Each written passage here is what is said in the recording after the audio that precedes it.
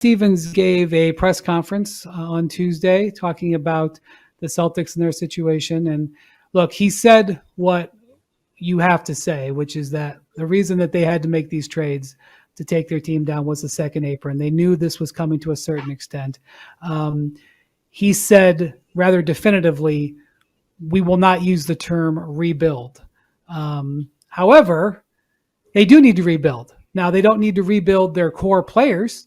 They have 3 core players that they're keeping, and Jason Tatum hopefully will make it back and everything like that. But they do need to rebuild their role players. And whether that's... Okay, a rebuild is like ground up, not with 2 supermax guys. And one of the I want to play semantics however we want to do it. It's not. They're going to need to get some more players. Bottom line. Correct. Yeah, correct. They have to rework the roster. I mean, look, they moved on for Porzingis for George Niang, essentially.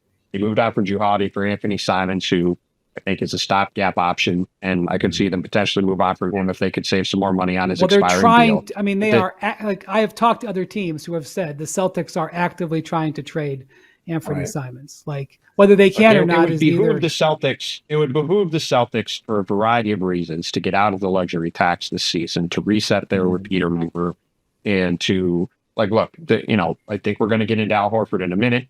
Luke Kornet was introduced, I believe, Tuesday in San Antonio with his new team, the Spurs. He is no longer with the Celtics. You see why he said he took number 7? Because he hopes to be 1/3. He said because he hopes to be 1/3 the player that Tim Duncan was. Tim Duncan. I could see Luke. I could actually see Luke saying that. It's pretty funny. But no, look, and as Brad also said, Al Horford very unlikely to return to Boston. This is also not a surprise based off where the Celtics are at. Again, go back to the Jason Tatum injury. The Jason Tatum injury set off a whole cascading series of events across the league, let alone in Boston. And if Jason Tatum is healthy and the Celtics are trying to win the East next year, Al Horford is not going anywhere. But with the Celtics very clearly in a rebuild, retool, reset, whatever you want to call the 2025-26 season, what it is not is a season where they're trying to win the Eastern Conference. And if you're Al Horford, who's approaching his 40th birthday, who has, at most a couple of years left probably in the league, even though it looks like he could play another 10, he wants to be competitive. And so he, to me, is the number 1 free agent available in terms of guys that can really move the needle in terms of the championship picture next year. Well, the unrestricted guys, there's some good restricted players, but he is, in terms of guys who are moving the needle for next season to change the championship picture, Al Horford is the best player available, period. And I think you could ask Steve Kerr is going to make them better. You could say, Steve Kerr, hey, who would you rather have in your roster next year, Al Horford or Jonathan Kuminga? And tell me what Steve Kerr tells you. Ask him over. He would answer that one very diplomatically, is what he would do. Ask him over Cerveza. Well, he might have both. So he would say, probably say, I'd like to have both, which he might have.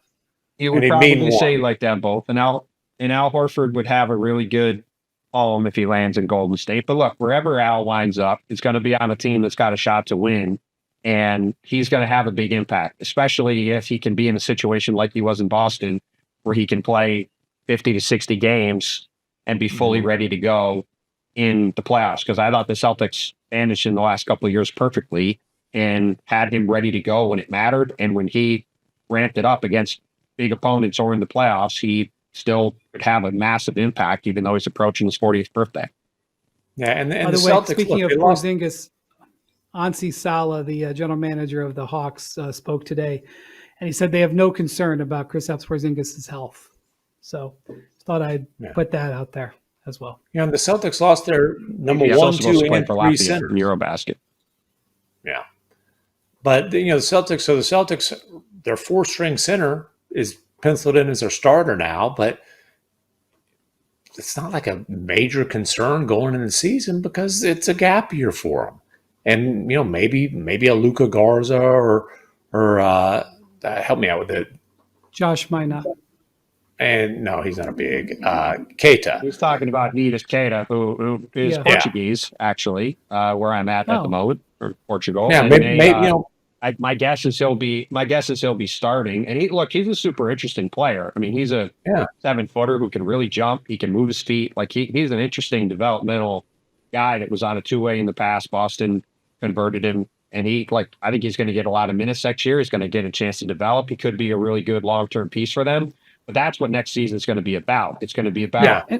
You just said, Brian, can Josh Myden turn into a piece for them? Can Luke Garza be a piece for them? Maybe can they find some other guys? Can Hugo Gonzalez, the guy they drafted from Real Madrid, play for them? That's what 25, right. And look, here's the thing about not winning games in the East.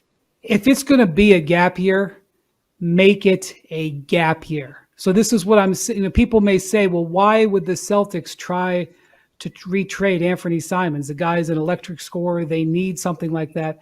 The answer is not because they don't like him. The answer is because they're trying to make it a true gap year. Get out of the tax, reset the repeater, reset the luxury tax, put themselves in a position to truly Dallas recover. Mavericks and jump up in the lottery and get Aaron Peterson or Nate Amen or AJ DeBansa or Cameron Boozer or whoever in next year. Although it's a hell of a lot easier to land in the lottery in the West than it is the East. That's true. The Jazz are going to make that clear. As a reminder, there are still some tickets left. By the way, I was told it's close to a sellout.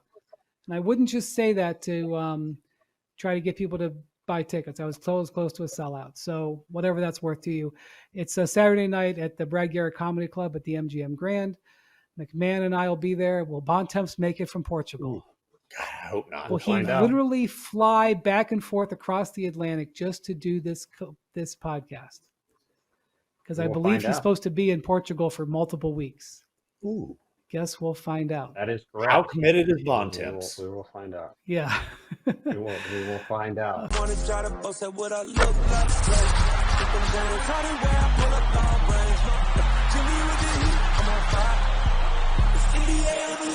fire.